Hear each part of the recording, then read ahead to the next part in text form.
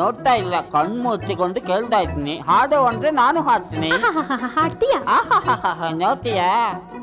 ಗಗನದಲ್ಲಿ ಮಳೆಯ